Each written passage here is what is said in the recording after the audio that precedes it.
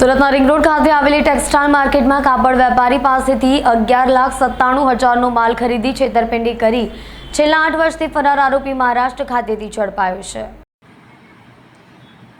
સુરતમાં ring road ખાતે કાપડ અને ડાઇંગ મિલના વેપારીઓ સાથે છેતરપિંડી કરનાર આરોપી 8 વર્ષમાં સલાબતપુરા પોલીસના સકંજામાં આવી ગયો છે।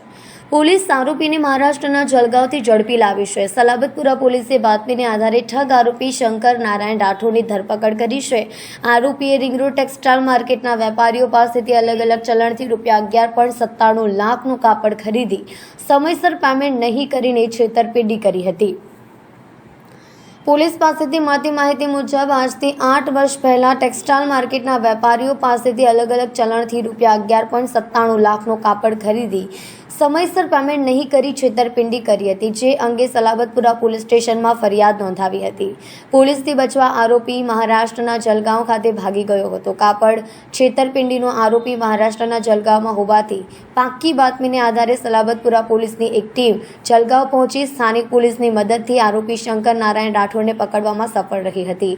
આમ પોલીસે 8 વર્ષ પહેલા થયેલી છેતરપિંડીનો ગુનો ઉકેલી કાઢ્યો છે।